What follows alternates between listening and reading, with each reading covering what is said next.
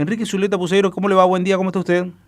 Encantado, ¿cómo están? Buenos días. Muy bien, muy bien. ¿Cómo observa hoy el panorama nacional en particular y desde la perspectiva de cara a lo que es para un país, para cualquier país, la modificación en cuanto a la presidencia o la elección del nuevo presidente, más allá que se reelija al mismo que está? Bueno, el sistema político es como una especie de poliedro con muchas caras, muchas facetas. Hay facetas que muestran progresos, hay facetas que muestran retrocesos, y el signo general es un desequilibrio interno que se está modificando con el correr del tiempo. El dato más importante, a mi juicio, además de la crisis y el escenario oscuro que usted plantea y la dificultad del gobierno para mostrar un sentido de la dirección, que se ve mucho en sus dificultades para pronosticar incluso el día a día, ¿no? Para manejar, administrar ese potro embravecido que es la inflación. El dato más importante es lo que está pasando en las provincias, es decir, las provincias con buen tino pusieron en marcha un proceso de desdoblamiento electoral que ha permitido que las agendas de las provincias vayan primando sobre la agenda nacional, que está muy incierta y sobre todo es muy vulnerable a las presiones, a las operaciones, a las provocaciones. La agenda provincial hoy tiene dos hitos, se llaman Río Negro y Chubut, como fue la semana pasada San Juan y ya antes de haber sido Neuquén. Eso le permitió a las provincias varias cosas interesantes. En primer lugar, hacer valer lo que significan hoy los gobernadores. Sin exclusiones, todos los gobernadores han logrado avances muy estimables y con grados diversos de apoyos de la sociedad, pero en general todo por encima del 50%, han logrado demostrar que el centro de gravedad de la vida cotidiana de la gente está en la provincia, en sus recursos, en sus posibilidades, etc. Eso vamos a decir, al gobierno le ha dado una fortaleza que es poder poner la agenda local y hacer hablar de las cosas locales y hacer valorar las cosas locales. Hasta el gobernador más excluido final de la fila, que es Alicia Kirchner, pudo hace un mes, por ejemplo, hacer una gran presentación internacional en Toronto, en el Congreso de Minería, rodeada de inversores externos e internos. Este martes, por ejemplo, se abren los sobres para la exploración petrolera en la cuenca de Oriental, que es la que está enfrente de Bahía Blanca. Hay cerca de 15 o 16 consorcios internacionales que han venido, han estado todo el año armando su propuesta y se abren el día martes. Entonces hay una Argentina que tiene posibilidades, Corrientes lo muestra claramente, un gobernador afianzado, con consenso, con seguridad en lo que hace, procurando ampliar los horizontes y lográndolo con éxito, y esto me parece que ha apartado la agenda de cada provincia. Tiene un valor importante, por eso en 6 meses las provincias, a la excepción de Buenos Aires, lograron el superávit primario. El superávit primario le dice, no, está en riesgo, vamos a ver otro ajuste, vengan más impuestos o vengan más recortes. Están hablando del Estado Nacional y de la provincia de Buenos Aires, que tiene el 80% de la deuda.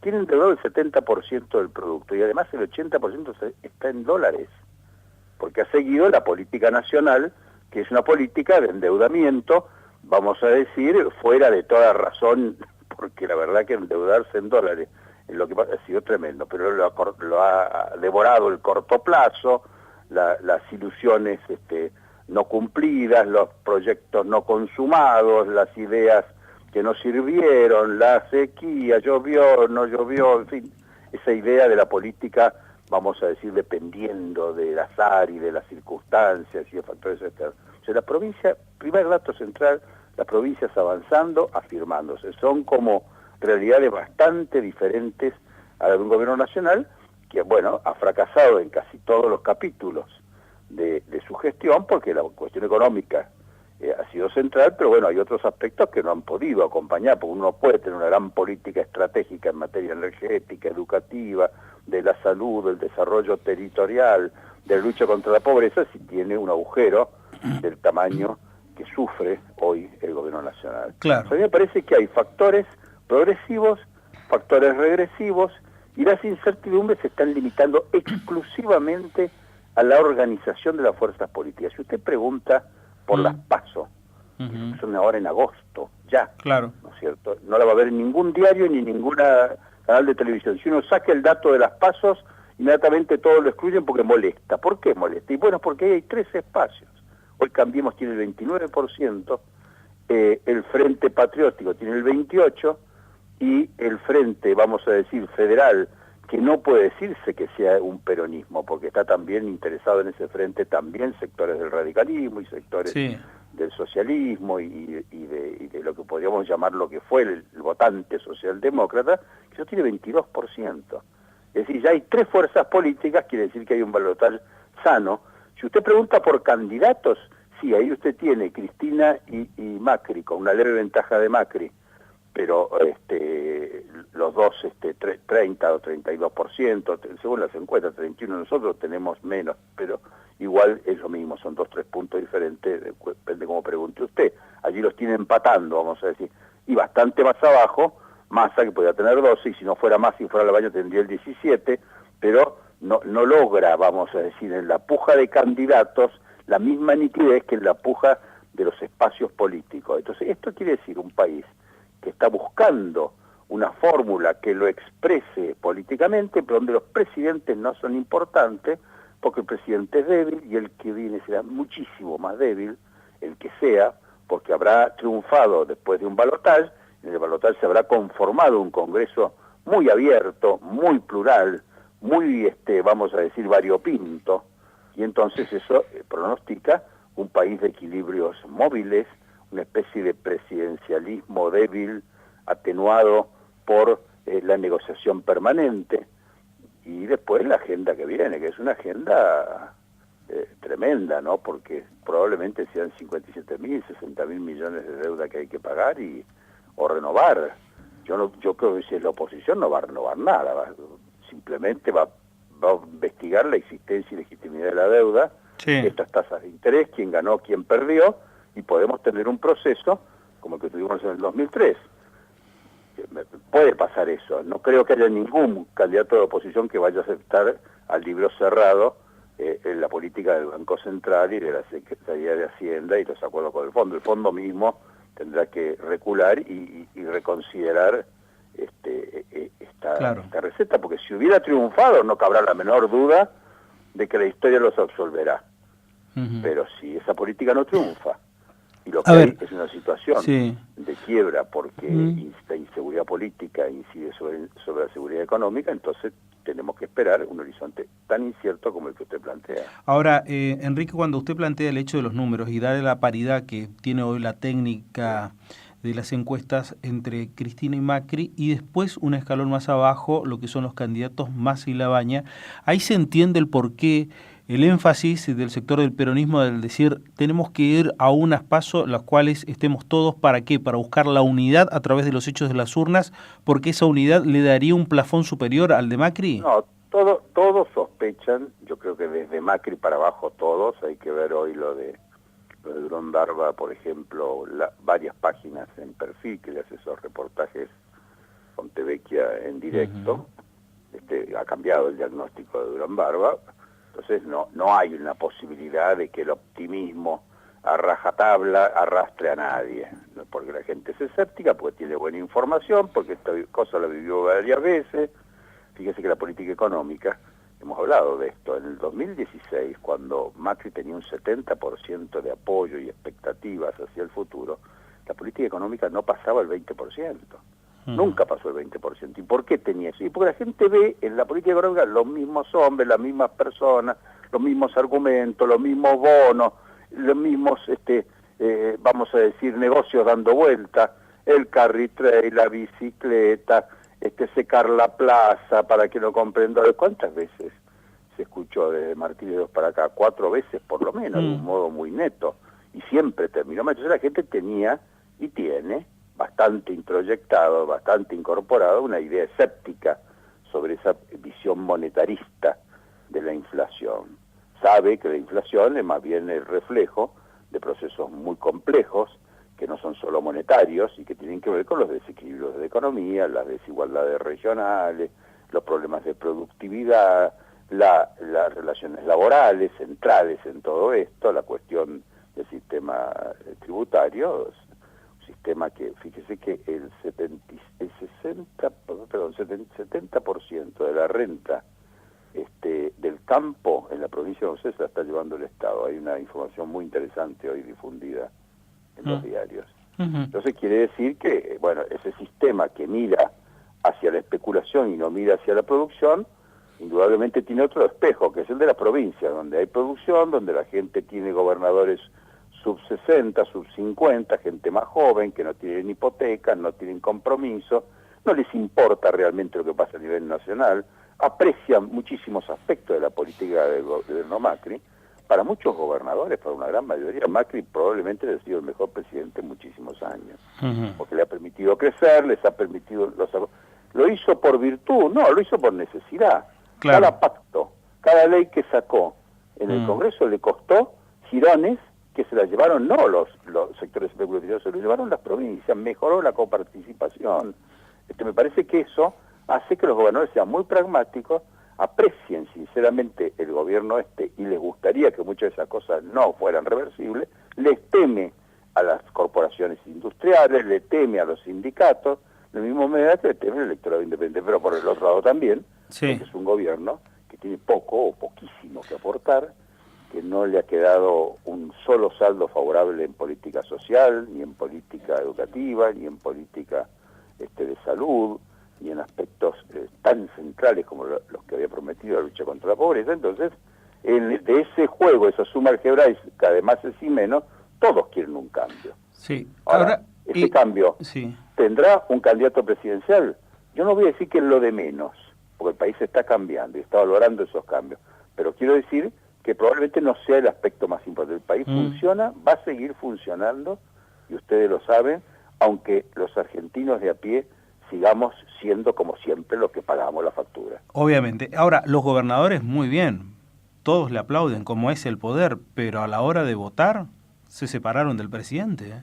Nadie quiere votar el mismo día del presidente porque tira para abajo. Dice, aquí tienen cloacas, agua potable, les he cambiado la vida, bienestar objetivo es fantástico.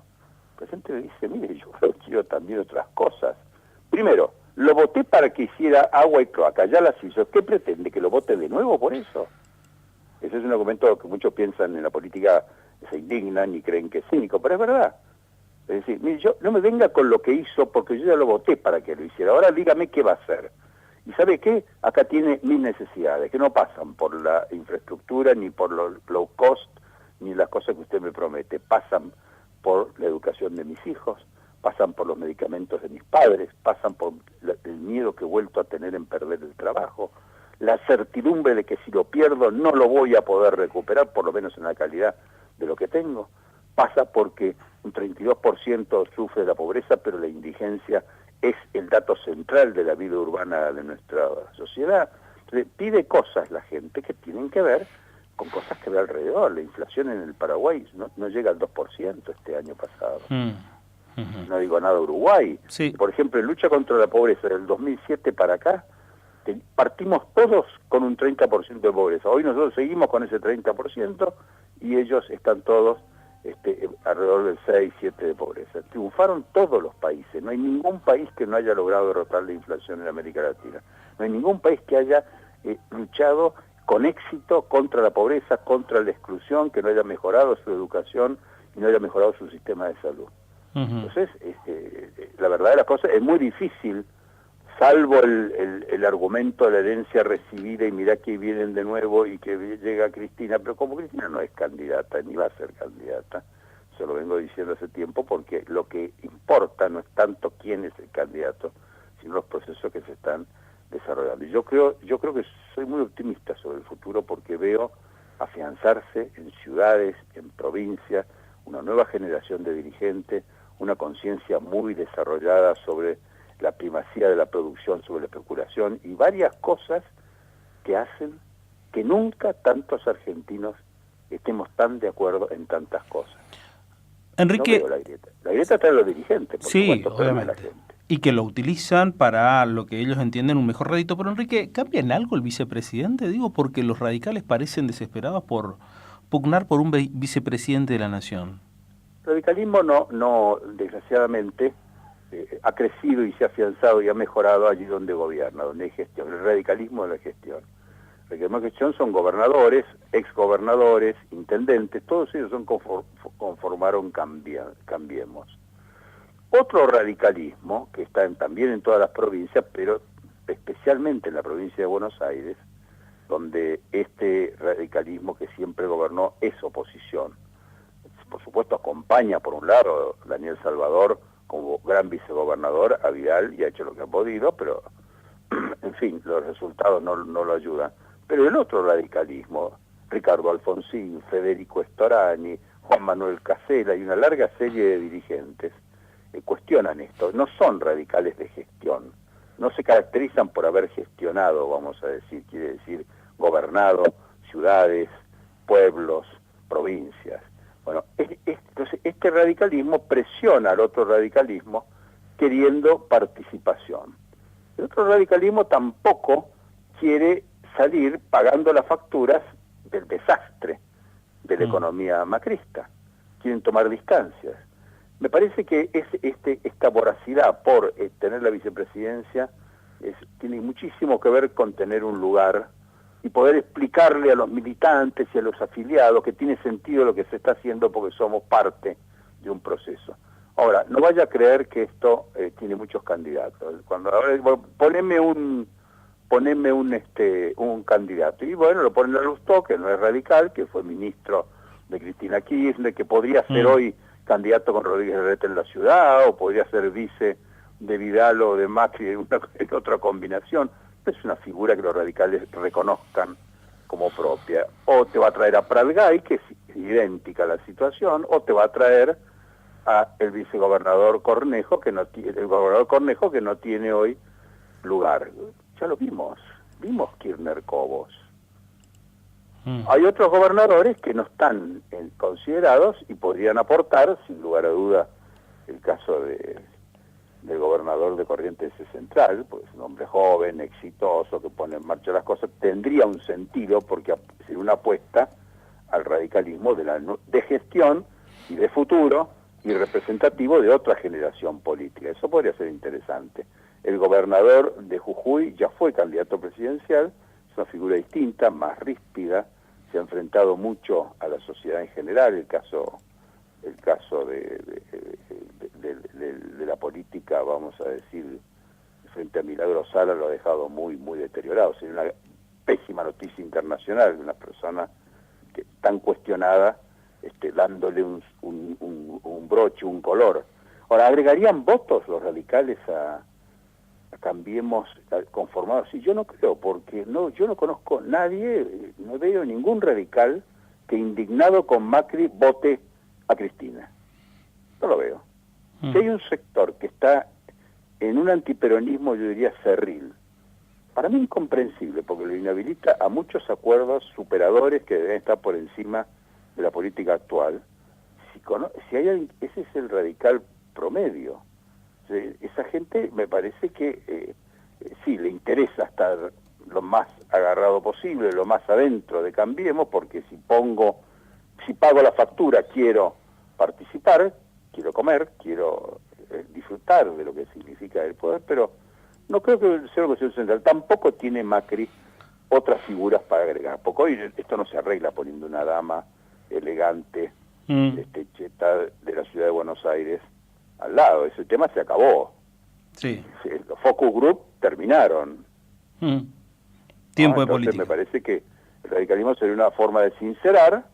No creo que agregue mucho, pero debe ser muy cuidadoso si eso se hace, apuntando a algo nuevo, algo que esté en una perspectiva superadora, que sea federal, que tenga contenido programático y que tenga un fuertísimo componente de gestión. Si hay un candidato de esas características, vale. Si lo que hay es más de lo que ya hubo, Kirchner, Cobos, no creo que eso agregue mucho, y tampoco si la figura es una figura jubilada o fuera de